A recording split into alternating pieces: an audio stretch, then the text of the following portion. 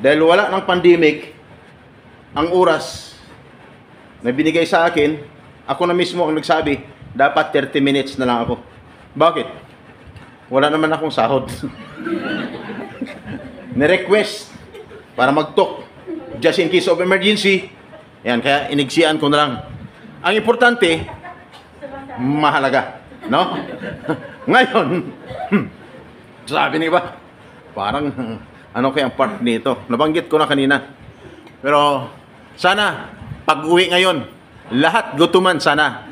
Wala nang nagutom, sana lahat ay busog. No?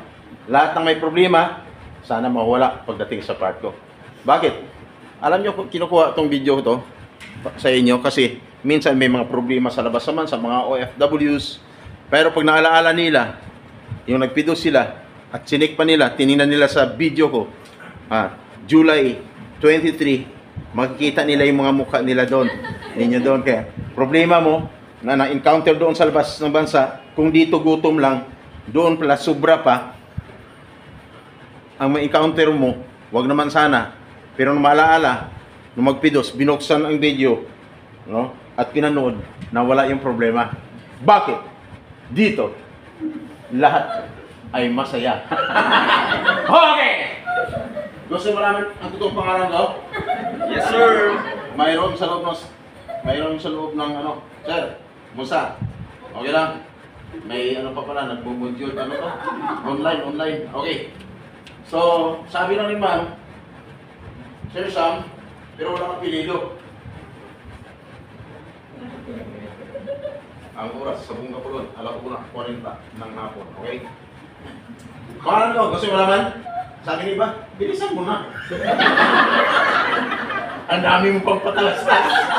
Pagkatingin lang sa akin, bilisan mo na kasi gutom na kami. Okay? Gusto mo naman pangalan ko lahat may bullpen? Yes, sir. Okay, itong parang kami na may Mrs. Sam Carbo sa Tagbot Silitan, Ami Patidos, Monday ka sa Saturday, nandito rin po kami ang iba nagtatanong, Mrs. Sam, nandito kami dahil sa napakarapang services para sa inyo. Ang iba nagtatanong, Mr. Sam, ano naman mga services niyan? Ang lagi kong sagot, ganito, mamaya, inyo mo nalaman ang buong detalye sa ating pagbabalik. Sabi ba, wala yung antok mo. Normal sir. Kaya pag ikaw inaantok dyan, normal lang. Pag nakita ko, nakaidlip ka, bigla lang aangat yung puwit mo sa upuan. Kaya dapat, walang paantok-antok. Yan ha, concentrate. Tingnan niyo ako sa mukha, titigan ko rin kayo. Kaya dito, walang antok. Ma'am, kamusta ka yan? Okay lang? Malamig yan? Dito mainit. Gusto niyo dito? Dito ko kumagano kayo. Nagkarang araw dyan, panay siya, lapit sa akin talagang lumaga. Kasi ang init, ang lamig daw. Okay! Pero okay lang yan. Okay, magtatanong lang. Kung kinuptan yung pangalan mo, naisulat nyo? Mabilis, no? Ang pangalan ko talaga, sir, ma'am, Sam, no? Sa probinsya, Samuel. Kaya lang, nung pumunta ako ng Manila, sabi ko sa pinag ko, parang pangit na yung ano pangalan ko, Samuel. Pagdating sa Manila, siyempre, pinalibin up ko na lang. Ginawa ko ng Sam. Ayos pa, ma'am. Ikaw ang ano pangalan mo? Akala ko Jessica, so. Okay, Sam. Magkasama kayo naman.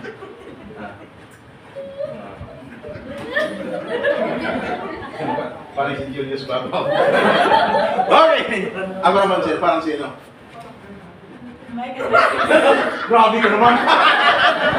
Ang sabi ng isa dito kapon, parang si Bong Revilla. Ang sabi ka naman, number 16. Sa balota. Okay! Tulume, sir, tulume. Tulume. Okay! Grabe, mula tayo siya. Hindi kita, tatang-tangan! Ang tingin. Okay, Sam Carbausa. Saya, no? Alam mo, pag ako nagtop talaga dito, kilala ako dito. Lahat ng mga video sinisilip ako dito ng mga speaker. Gusto nyo paano, malaman kung paano, ano ang ginagawa ko. Bakit daw hindi nakatulog yung mga OFWs? Kasi, kanya-kanya namang strategies, techniques. Hoy! Sam Carbausa. May mga ex-abroad ba? Sino mga ex-abroad? Taas yung, ano rin eh? Okay, ex-abroad. Sino mga ex-abroad? Taas yung mga kamay. 10. Sino ang mga first-timers? Taas yung mga kamay. 11. Sabi ng iba, ang bilis niya magbilang, no? Okay! Ma'am, naniwala ka ba na 11 ang first-timers? Ma'am, ikaw first-timer po kayo. Ikaw, sir, first-timer ka rin. Magkasama isang lugar kayo, sir. Probinsya. Magkasama kayo. Dito na. Alam ko. Okay! First-timers. Ex-abroad. Taas yung mga kamay. Taas, taas. Ang mga kamay, ex-abroad. Okay. Sa mga ex-abroad, na umabot ng 20 years sa labas naman sa meron?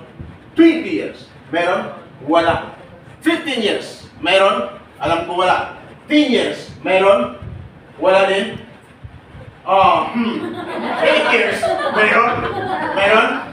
Wala. 5 years. Meron? Wala din.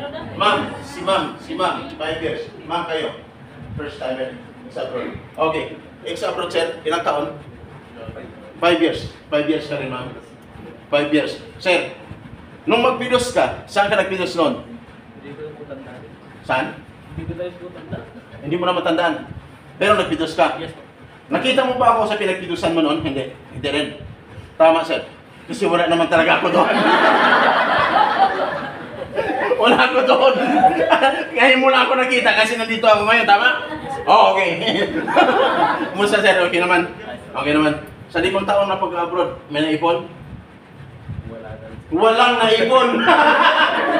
Ex-abroad, walang naipon. Sir, bakit anong nangyari dati? At bago mag-pandemic sir, nag-COVID ako. Tapos, Okay. Okay. Okay. May asawa?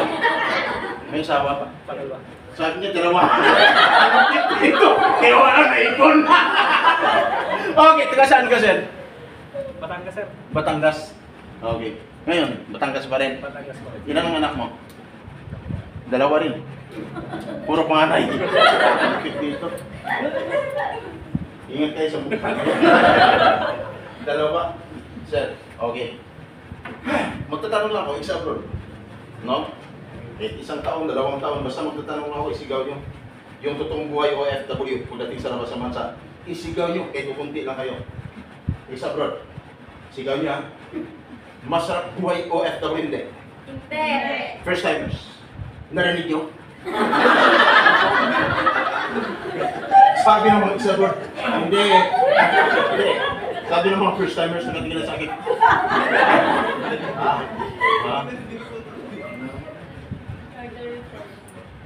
Sir, first timer? Kakayanin, sir. Arianin. First timers. Tuloy hindi. Sigaw mo yung parang galit ka. Tuloy hindi. Sama! Sama! Sabi mo. First timers. Start off, ma'am. Nako. Si Sir, 5 years. Wala tayong 10 years dyan.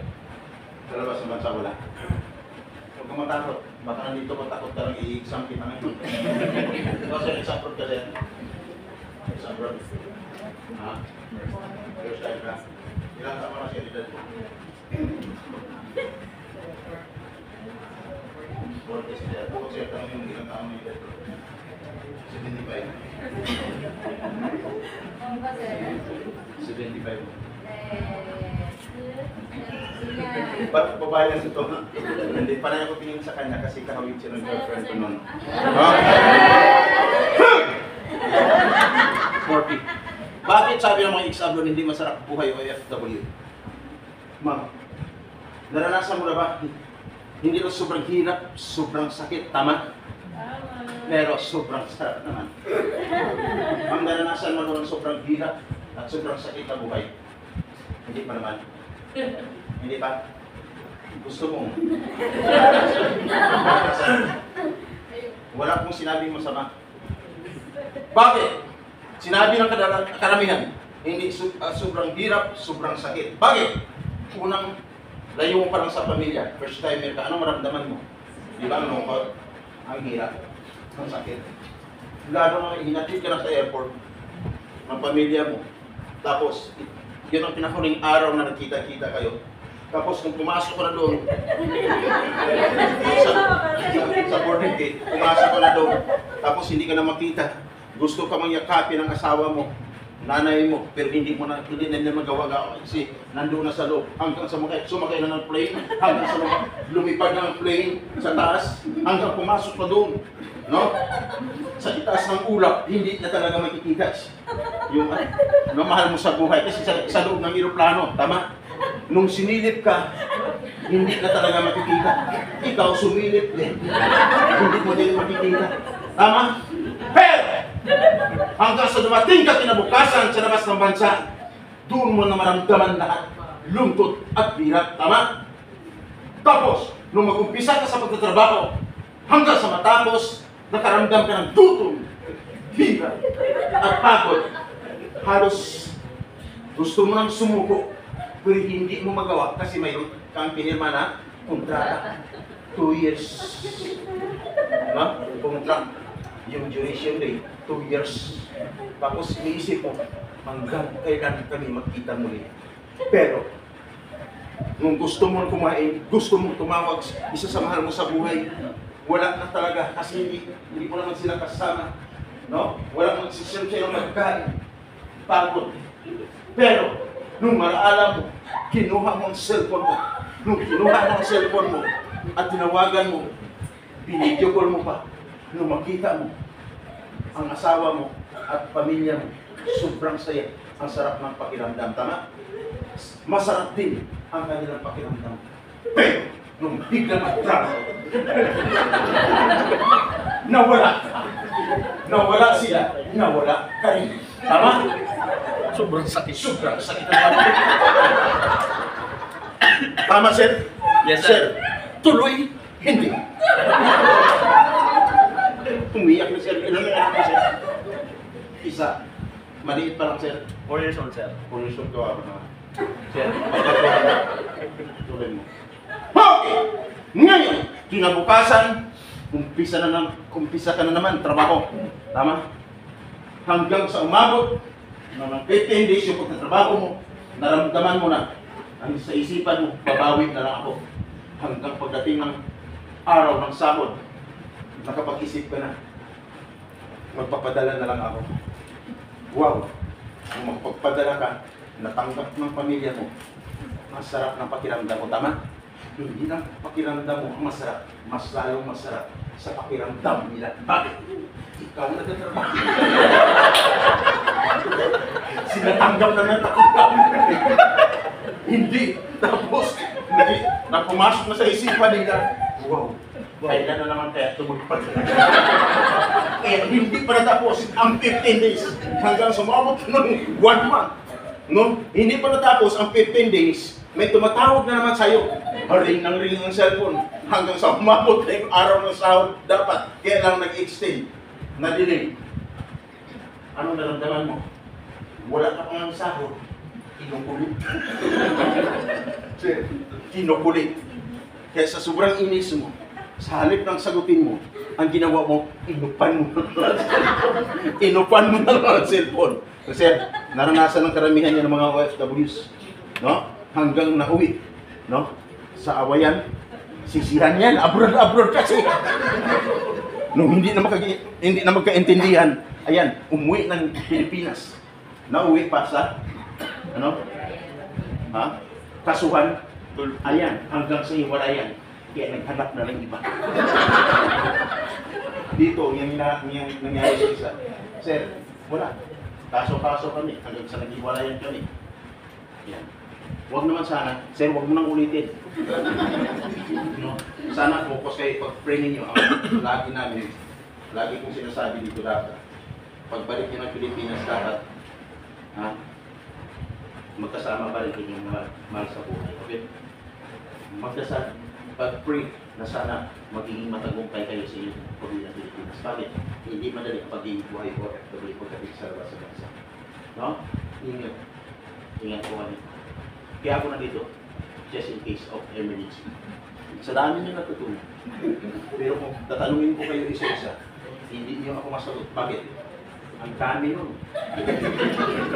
Yung biniskas ni Mang Sandalin, ang dami nun. tanungin kita, ano pa isa sa pinagbabawal doon? Tanungin kita. Yung eye-to-eye contact lang, bawal yun, tama? Nabanggit pa kanina? Hindi.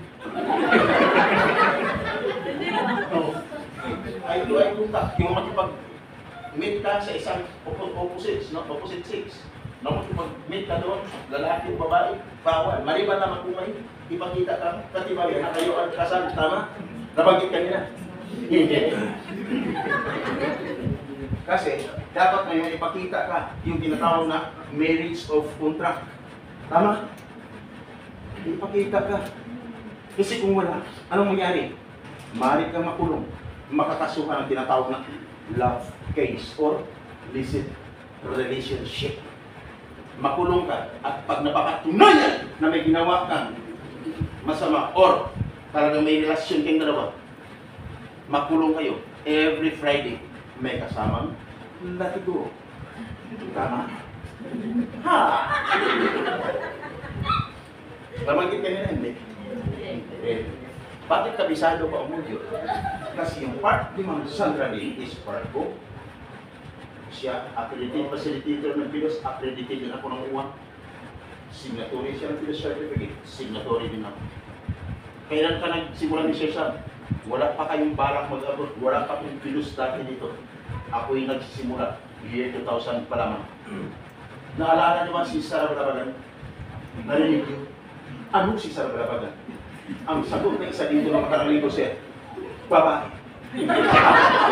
Siya ay babae. Sabi ko sa likod ng babae, maling yung lalaki. Babae! Nakulong at pinatulan ng kamatayan. Bakit siya nakulong? Ang sagot ng isa, nung nakarang linggo dyan, sir, narin. Ang tanong, mayroon bang nakulong na siya? Mayroon bang narin na siya pang nakulong? Hindi. Inatin po siya na ripin o ganasahin. Ang kanyang lumaban. Ipinatanggol ang kanyang sarili. Hanggang sa mga ang kanya, amo o kaya ang kapalit, ikinulong siya ang pinatulan ng kamatayan. Scene of the crime. Operative. Sakto. Nakulong! Dahil lumaban. Ngayon, ligtas ang kanyang buhay sa tingin kakamatayan. Si Ma'am, lalabas. Nakakatakot, tama? Hindi naman. Ganun talaga ang buhay OFW. Hindi mo alam ang magiging kinabukasan mo, may dapat magiging handa ka. Hindi madali ang pagiging buhay OFW, kaya dapat magiging ready ka. Sabi niya, bakit siya nakulong? Napatay niya kanyang amo. Self-defense. Hanggang sa makulong, hanggang siya, napatay niya, inugayan niya ng saksak doon. No? Kasi natin po siya nalipin ang gasay. Nakulong man siya, pero ligtas pa rin ang buhay sa bingit na kamatayan. Sabi niya, kasi DH naman yun. Ay, paano naman si engineer niya? Ay, isang skilled workers, isang engineer, maganda ang posisyon, maganda ang profesyon, pero nakulong din at pinatulang ang kamatayan. Bakit siya nakulong? Napatay niya din ang pinaka-leader ng isa ng anim na magkasama. Pinagtutulungan siya ng bugit. Self-defense lang din ang kanino. Pero wala siyang magawa kasi siya ang mapatay. Lumaban hanggang sa mapatay yung leader ng anim na magkasama. Kaya nakulong din siya, pinatulan ng kamatay. Sir, magtatanong nga ako sa iyo. Kayo, sir. Pag ginawa sa iyo, yung ginawa kay Engineer Jan Aquino, yung ginawa sa kanya, lumaban siya, ikaw, ano gagawin? Lalaban ka ba? O hindi? Kasi, dalawa. Anong klaseng laban? Sabi ni sir, ang sabi ng isa dito, nung nakarang, sir, sisigaw ako. Ano sisigaw? Tolong! Kaya no, sabi ko, ang isa, sabi sir, makipagtablaan na lang. Sabi ko sa kanila, yan ang wag niyong gawin. Okay? Malapit na tayo. Bilisan niya. Okay! Napatay ang kanilang amo ay yung ibang lahi. Nakulong at tinatulang ng mga tayo. Pero ligtas pa rin ang kanilang buhay sa bingit ng kamatayan. Gusto nyo malaman paano nailigtas ang kanilang buhay sa bingit ng kamatayan? Gusto nyo malaman, may tumulong. Sino? Walang iba. Kami dati sa kabila. Kasama ko dati ang isang ambassador, no? Dating ambassador ng United Arab Emirates, former ambassador Sinirex. Nagiging NLRC chairman, nagiging congressman year 2013. Nung mag-congressman siya, umiwalay ako sa kanya. Namatay siya. Hinayan ako nito. Ang president, Father Erpat ni Ma'am Sandra Lin, siyang presidente. Ako ang vice president. Ilang taon lamang na nakaipas, namatay din siya. Year 2022, may nag-hire naman sa akin. Sabi niya, Mr. Sam, you are the right person for me. Nag-report ako sa kanya, kaya inuhan niya ako. Nung makita ako, ang kaibigan niya, yung sa kabila, sabi niya, sir, sa iyo na naman siya. Nagtanong, bakit kung sa akin si Mr. Sam? Ang sabi niya, nag-hire sa akin, sir, ikaw ang susunod. Pero hindi ako magpapatuloy doon. Wala na ako doon. Kaya ako nandito ngayon. Ano man ang mangyari, dapat magiging ready kayo. Ayos? Okay. Ngayon, magtatanong lang ako ng mga katanungan. Ready na ba kayo? Just in case of emergency. Okay. Yan. Dati-dati, pag may problema, lagi nakalive yan sa radio. Pag sinabi sa Makati, biktima sa labas ng bansa, biktima sa Pilipinas, victims of illegal recruitment, kasali yan sa trabaho. No? Sa loob at labas ng bansa. Makalive yan pag sinabi yung gas, sa Manila, ito siya mapatruan, 400 watts in pyramid, tulong rakas 50,000 watts. DWIC. Ako po yun. Sa isang radio, pag sinabi mo sa Manila, ito ang Arisios, sabi ng bansa, ang nagbilikod sa pagbabalita. Ako rin po yun. Sa isang dyaryo, ako si kaagapay natin. Sa isang dyaryo, ako si Latigo ng Bayan. Kaya ako nandito dyan sa case of emergency. Ano mang mangyari, pagbabago dito pa lang sa Pilipinas, kung may makakontrata, hindi nasunod pagdating sa labas ng bansa, malaking problema yan. Nagbidos ka, pagkatapos akala mo makaalis na, hindi pa rin makaalis. Akala mo okay na, yung pala hindi pa. O, problema yan, tama? Kung ano ang pinagagawa sa inyo sa labas, nagkukuha ka ng malaking pira, hindi alam ng agency, nandito ko ngayon, akala mo okay ka na, wala pa rin pala, problema malaki yan. Sa batas, 2 months to 3 months, dapat nakaalis ka na. Nasa batas yan. Hindi ka pa rin nakaalis, another problem yan. No? Ginawa ka ng pera, wala namang resibo-resibo, problema yan. No? Tapos, lahat hindi nasunod. Ang salary mo is 20,000, kinuha ka ng 100,000, bawal yan. No?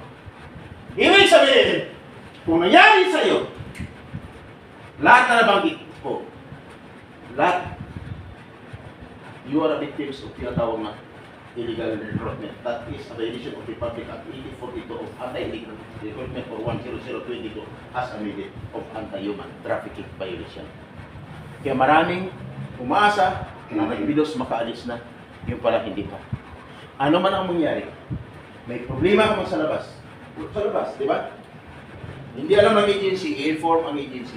Sabihin sa agency kung anong totoo mangyari. Bakit? Pag hindi mo na-inform at nagka-problema, nakahuli yan sa labas, nadadamay ng agency. Bakit?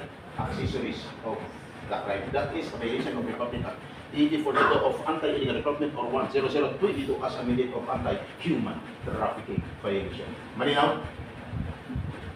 Ang tanong, lahat ba ay sure na makaalis na? Taas yung mga kamay. Sigurado ha? Ang tanong, lahat ba ay nakapag-sign na ng kontrata? Taas yung mga kamay. Sigurado? Eh paano yung iba?